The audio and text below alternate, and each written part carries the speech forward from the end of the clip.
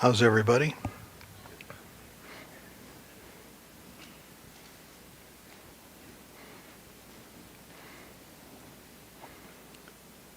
Okay, this first slide basically says that we are using stuff off the internet for non-commercial purposes and for non-profit purposes.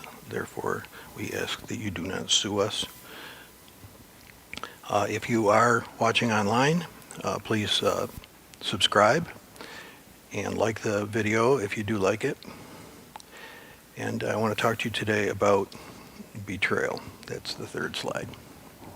How many of you have had some sort of betrayal in your life? It's kind of part of life. And in our passage today, it's really a pivotal point in the history of Israel. It's the time where the kingdom of Saul is transferred to the kingdom of David, which is God's choice for a king. The people had asked for Saul to be a king. Samuel, the prophet, said that's not a good idea, and he resisted it, and finally God said to him, give them what they want. And I don't think we ever want to get into the place where God says no to something, and then we bother him to the point where he just gives us what we want, which is exactly what happened. Saul became the king, and he disobeyed God, and God was sorry that he was king. And so he told the prophet Samuel to anoint young David as the king. And David, at that time, he slew the giant. He went and he joined Saul's military. He was the commander in Saul's military. He did so well that the king became jealous of him and sought to kill him by sending him into the battle of the Philistines. And Saul promised David his oldest daughter, and then when it came time to get married, he gave her to somebody else. And then he promised David his younger daughter, Michal, and then on the wedding night, the conspiracy was to kill David in his daughter's house. And so David went on the run, and Saul chased him all over Israel for many years. And it was really a bad case of betrayal right from the beginning. And so now Saul has been killed on the battlefield. Does everybody have one of these? If anybody doesn't have one, let me hand it out. I've given this to you for a little bit of a cheat sheet. So the kingdom has come to the place where there are now two kingdoms. Next slide, please. As you can see on the overhead that David's kingdom is in the purple. It's called the southern kingdom. It was called the kingdom of Judah, but it actually consisted of Judah and Simeon. And then the northern kingdom, which was called Israel, it includes the other 10 tribes of Israel.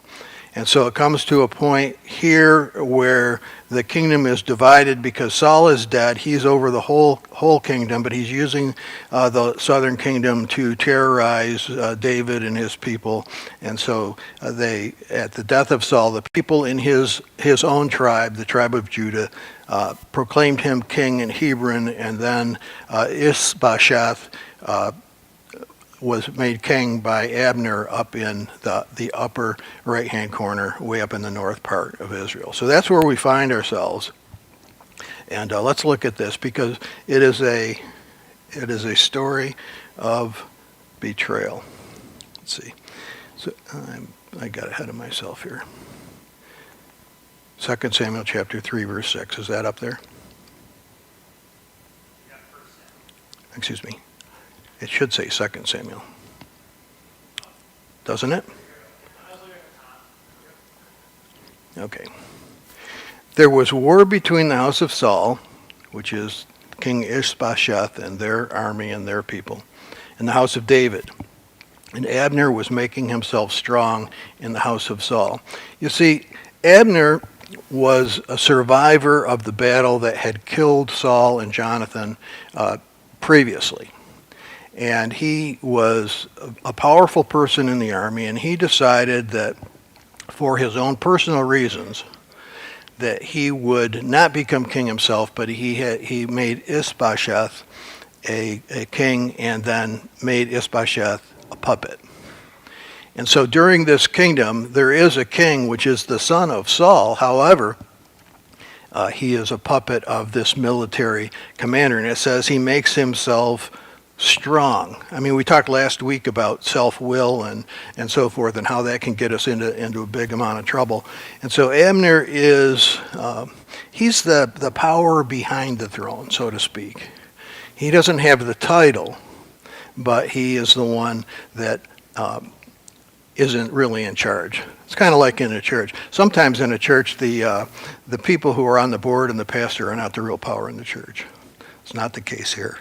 But in some churches, you don't know who's in charge. For instance, before I came here 30 years ago, I was asked to come and fill in at another church in this county, on the other side of this county. And I found out really quickly that it wasn't the church board that was in charge. It was a lady who was the mother of a person on the church board. And that's the way Abner was. He didn't have the official title, but he was in fact the most powerful person because he is a self-willed kind of guy. Next slide, please. Now, Saul had a concubine. King Saul, the deceased, had a concubine whose name was Rizpah, daughter of Aiah. And Ishbosheth said to Abner, "Why have you gone into my father's concubine?" Abner took it upon himself to seduce King Saul's concubine, which, is like a second-class wife in those days the kings had. And he's found to be having illicit relationship with Ishbosheth's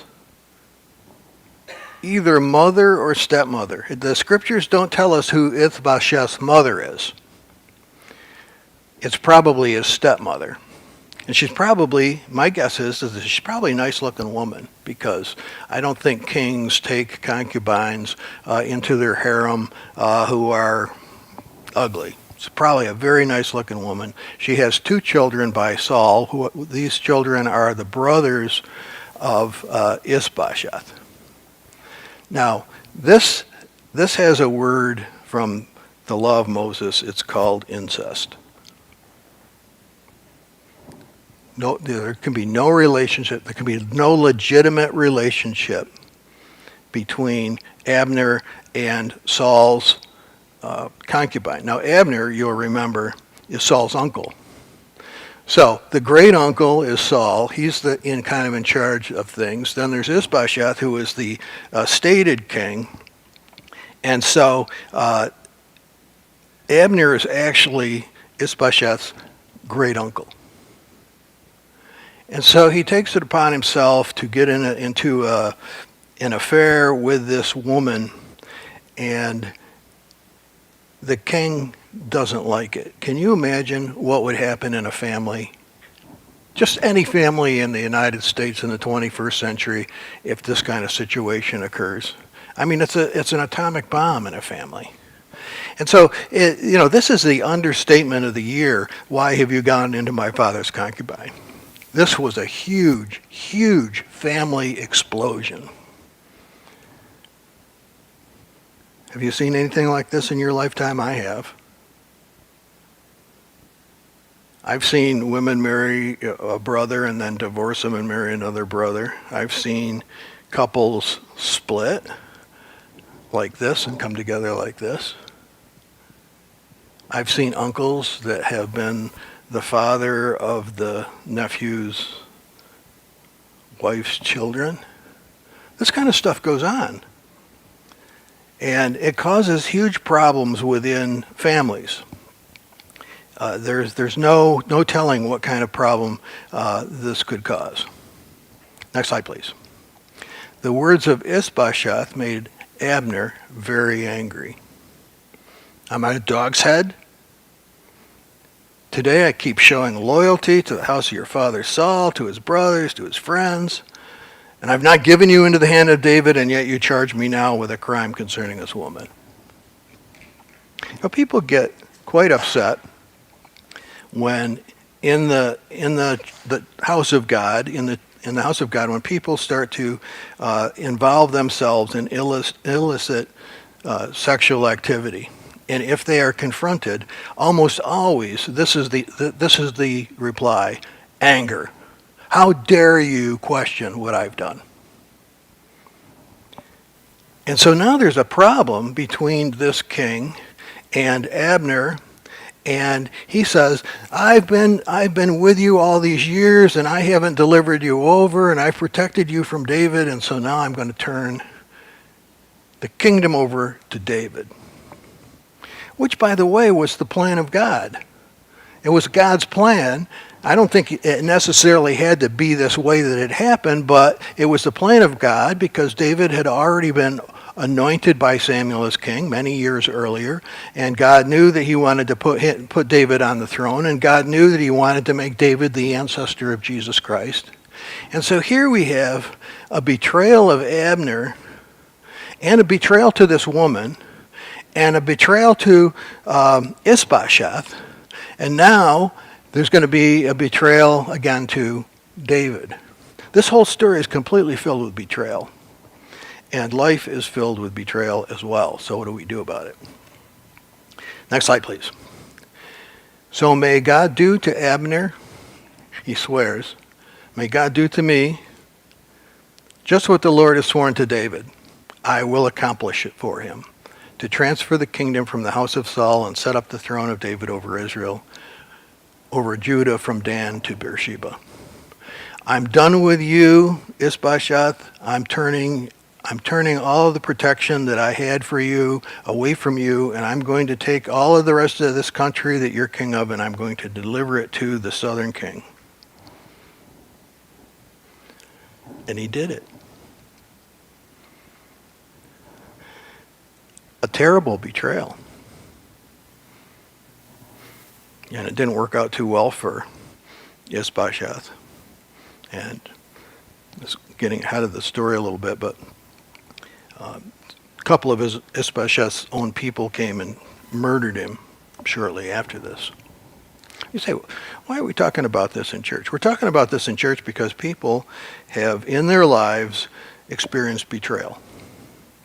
And these scriptures are here to teach us how to deal with life situations, and we have to deal with the betrayal in our own lives and decide if we're going to do what this person or that person did as a result of betrayal, or if we're going to do something different. Now, I'd like to point out that in First Chronicles, let me just say something about the difference between the books of Samuel and Kings and the book of Chronicles. People say, well, they say the same thing, just like the Gospels say the same thing. But Matthew was written with a Jewish perspective and very interested in relating the Old Testament scriptures to the coming of Christ. And Mark is concerned with how things happen, chop, chop, chop. He tells a story. And immediately they went here, and immediately they went there, and they did this and they did that. Luke tried to put the gospel story in chronological order. And John tried to take things that were not necessarily in the other three books and add those to give a more full picture. The same thing is true with the books of Samuel and Kings. First and Second Samuel and First and Second Kings are really one book in Hebrew. And then the books of First and Second Chronicles are another book. And the author of Kings and Samuel, they write what the reason that things happen politically, which, I mean, this is a political situation. But Chronicles, it tells the same story for the most part, but it tells the spiritual reasons that things happened. But we're sticking with Samuel this morning. But just to make a note that there's a list in First Chronicles that gives a list of all the people that are in that northern kingdom that were already ready to become subjects of King David. They were all ready to participate in the kingdom of God as God would have it. And so here Abner betrays. Next slide. And Ishbosheth could not answer Abner because he was afraid of him. They had this big blow up, and it came to the point where Ishbosheth I better be careful. This guy might kill me. And he backs off. Next slide. Abner sent messengers to David in Hebron. To whom does the land belong? I mean, that's a big question. Even today, that's a big question. Who does the land belong to?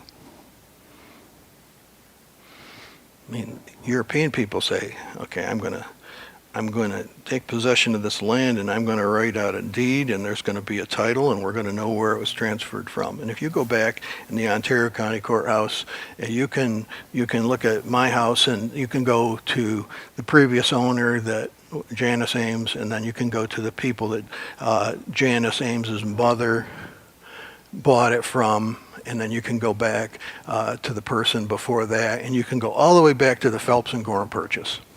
They're all listed because we have a deed of title. The Senecas didn't have any concept of that whatsoever. The land belonged to the Creator. And in Israel, the land belonged to the Creator. And the truth is that you cannot own land. It's impossible, because you are going to be here for a small sliver of time, and it's going to be passed on to somebody else. My father had land, he had buildings and stuff, and they were all sold, and we kids got most of it, and I bought a house with it. And when I sold my house to Ryan, then I put the money in this house, and you know what? I'm going to drop dead one of these days, and I'm not going to own that land, because I am temporary and the land is permanent. And so Abner says, to whom does the land belong? The land belongs to God. In fact, they had a system where every family received an allotment of land. The 12 tribes were divided up, and everybody got a piece of land which they could have, and then they couldn't keep it permanently. They could sell it, but at the end of 70 years, it had to go back to the person, had to go back to the family that owned it previously. Did you know that? It had to go back, because it was their way of avoiding bankruptcy, really. At the end of 7 years, the debts were forgiven. At the end of 7 sevens, all the property reverted, and there was no such thing as any debt in Israel anymore. And so Abner asked, who does the land belong to? And it doesn't belong to Ishbosheth, because Abner is aware that Samuel has placed his anointing oil on David's head, and even though David has not yet become king, that he will become king, and the land belongs to David in the meantime, as long as he lives. And the descendants of David are the ones who present us a Messiah in Jesus Christ. And if you look at Matthew chapter 1, it tells the genealogy of David through Solomon. And if you look at Luke chapter 4, it shows the genealogy of David through Mary. He was descended from this man from both sides. And so Abner, even though he doesn't have the right motive. His motive is out of his anger, because his impure sexuality has become discovered, and he's mad because Ishbosheth didn't just overlook the fact that he's sleeping with his stepmother, or possibly his mother. And so he gets really ticked off, and he says to David, I'll make a covenant with you. I'll give you my support to bring all Israel over to you. Now I ask you, is this the kind of guy you can trust?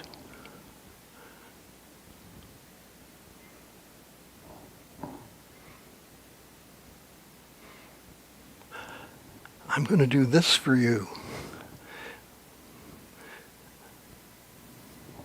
Well, he's not a good guy. but he's accomplishing the purpose of God, which is kind of strange. So someplace in the scripture, I'm not sure where it is, the anger of men accomplishes the purpose of God. Oops. Now see if I can page up this thing. Of course not. I have to go back.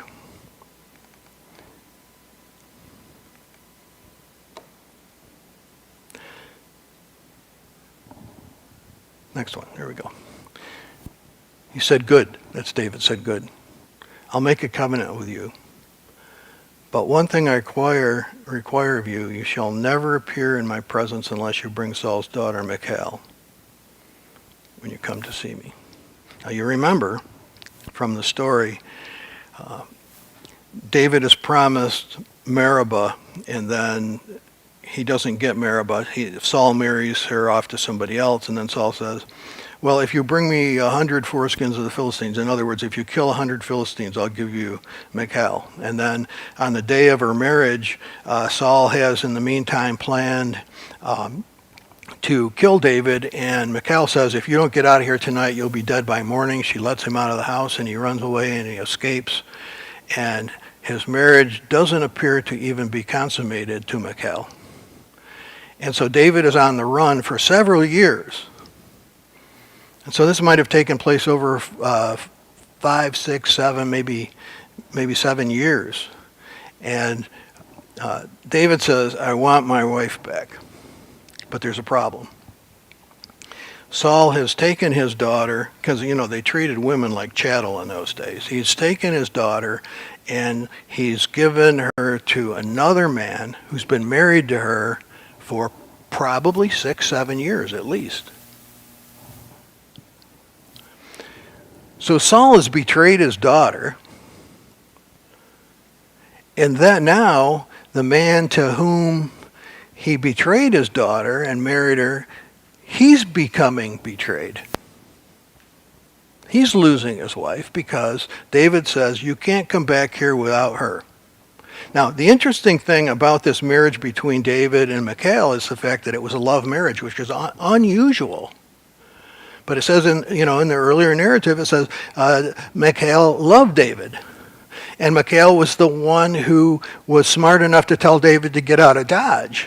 And Michal's the one that saved David. And then her father betrayed her and took her and sold her for 2 chickens and a lamb or something to another man. And so now David is requiring his wife back as proof that that Abner is going to do what? How do you think her husband felt about that? It had to be horrible. How do you think Michal felt about that? It had to be terrible.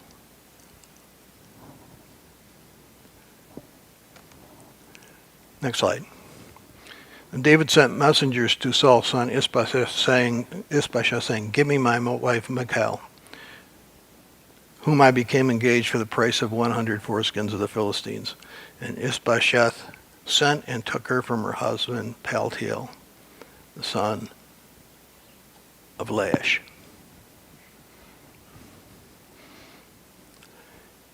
Is anybody escaping betrayal in this story? Nobody. Say, why are these things in the Bible? They're in the Bible for us to think about and see how things were done, when things didn't work out, why they didn't work out, and how we can have a different approach to things. That's why they're in the Bible. I mean, certainly it's not in the Bible to live like this. These are bad examples how not to live. Next slide, please.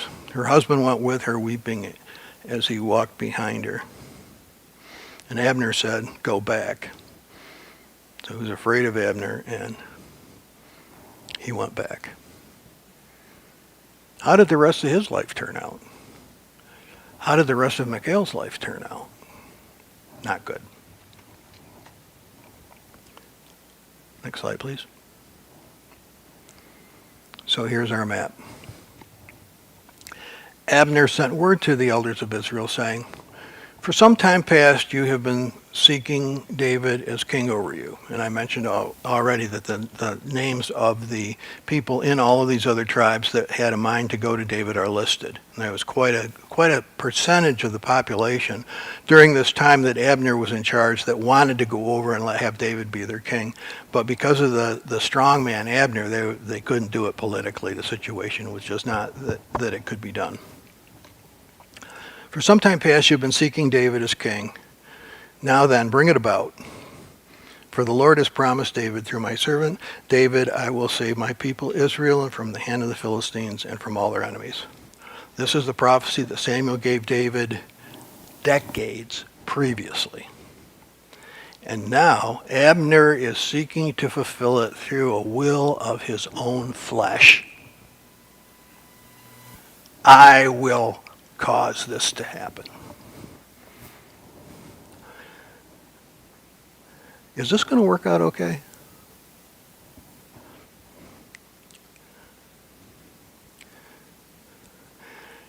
Abner also spoke directly to the Benjaminites. Now, if you can see, if we got the right slide up, in the center, just above the northern tip of the Dead Sea, there's a little pink area. That's the land that was given to Benjamin.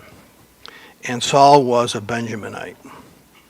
So at first Abner speaks to all the other tribes north, and then he speaks to the family of Saul, which is his own family, and he speaks to them and he says,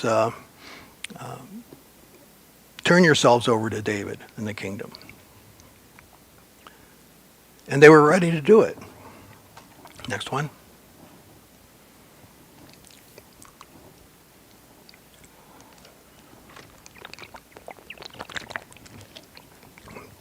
Sorry for those of you online, but I did need that. So Abner came with 20 men to David. David made a feast for him and the men who were with him. It's a done deal. Let's have a party. Fatted calf, I'm sure. Raisins and grapes, wine. Corn and bread and beautiful buffet meal. Next slide, please. And Abner said to David, "Let me go and rally all Israel to my lord, the king, in order that they may make a covenant with you, that you may reign over all that your heart desires." So David dismissed Abner, and he went away in peace. Now you need to understand that in the old days, when David was the commander of Saul's army, Abner was underneath David. David was his commander, and they went out and they went in, they fought the Philistines, they fought the Amalekites, they fought the Canaanites. And so it's not that these people don't know each other. They were formerly in the same military working for King Saul. And so at this point, David says, "Go and do it. Bring them back. Go in peace. We're all good. You know, all of our bad history when you chased me around Israel for who knows how many years. It's all forgiven. We're all good." I mean, there's a good example. But what happens next? Then Joab, who is the nephew of David, he's Zeruiah's son, his sister's son, who at this point in time is, in fact, the commander of David's army. He's off doing something else. I left a couple verses out here, but he's off doing something else, and he comes back, and he says, "What have you done? Abner came. Why did you dismiss him? Why did you let him go? You know that Abner, son of Ner, came to deceive you, and to learn your comings and goings, and to learn all that you're doing." Did Joab have any way of knowing that? I mean, would that stand up under Judge Judy? You know, I don't care what you think. Judy Justice now. Same person. Same courtroom decorum. Why did you let him go? He's here to deceive you. Was he? We don't know. Could he have been? Maybe. But we don't know. What is Joab's real problem? Who can tell me? Abner killed his brother in a battle a couple chapters earlier. The brother is running after Abner, and Abner turns around and says, quit chasing me. I don't want to have to kill you. I won't be able to face your brother if you don't quit chasing me. And he refused to quit chasing him because he wanted the glory of being the man who killed the commander of the Israelite army, and he kept following and following. Finally, Abner turned around and killed him.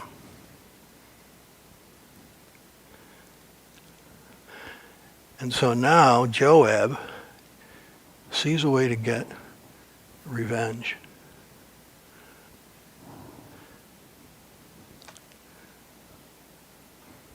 Next slide, please. And when Joab came out from David's presence, he sent messengers after Abner, and they brought him back from the cistern of Sirah. When Abner returned to Hebron, Joab took him aside at the gateway to speak with him privately, and there he stabbed him in the stomach, and he died for shedding the blood of Asahel, Joab's brother.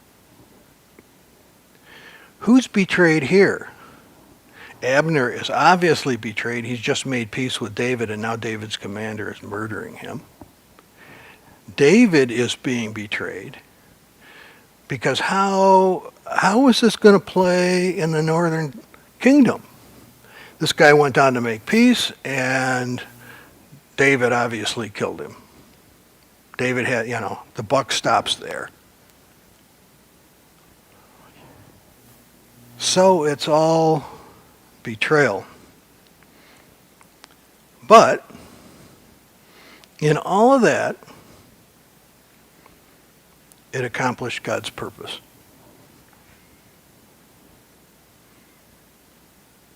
That's hard to swallow, isn't it?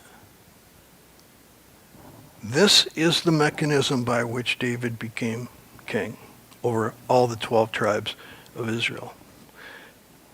The betrayal of Ishbosheth, the betrayal of Abner, the betrayal of Michal, the betrayal of Joab, the betrayal of David. Joab was a real hothead. You see, betrayal, as hard as this is what accomplishes the purpose of God.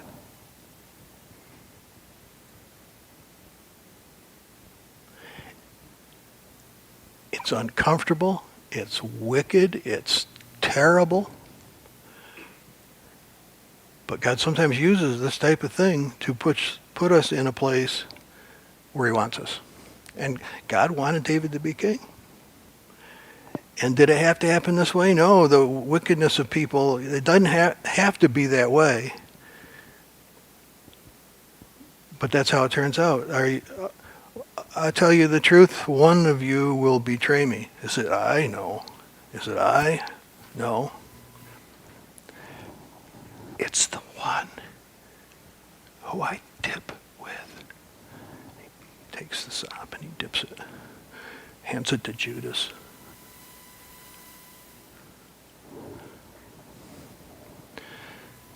It'd be better for that man not to have been born, it says. Yet it accomplished the will of God. So, one thing I think we should think about in this passage is, let's be careful that our actions do not betray the kingdom of God. Let's not be the person who it is said of, I can't go there because so-and-so is there and they did thus and so. Let's not be that person if we can help it. And if we are that person, let's repent of that and let's move on and not do that anymore. So if we have a microphone, maybe some of you would like to jump in here and correct me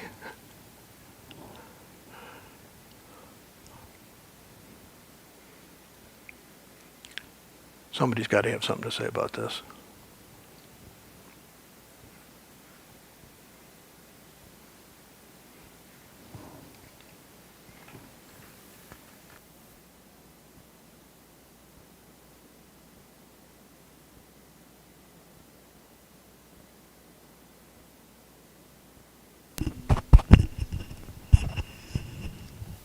One of the things that comes to mind is Cool Hand Luke. You know, what we have here is a failure to communicate. But it goes so much deeper than that. You know, I mean, human nature.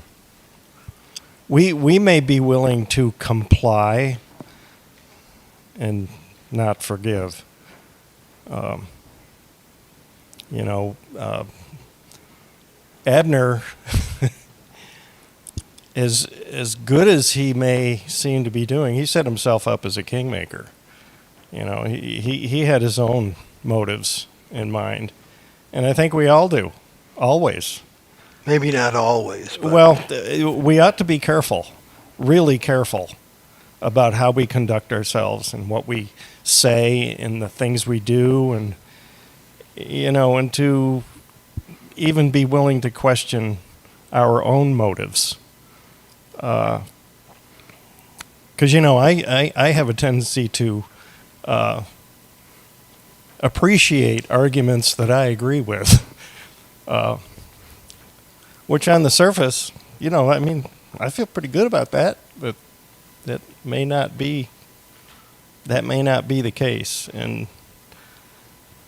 being willing to humble myself enough to allow room for the vengeance of God, and not take things into my own hands, and not to try to manipulate and act with a lot of strategery, and rather really trust in the goodness of God, and that He seeks good for me, so I can trust Him in that, and not ever really take things into my own hands, because it turns into a mess. it's been a mess from the beginning, Yeah, and it continues to be a mess. And, you know, David is the one after God's own heart, but he's not any better than Saul. yeah, and it's in the Gospels.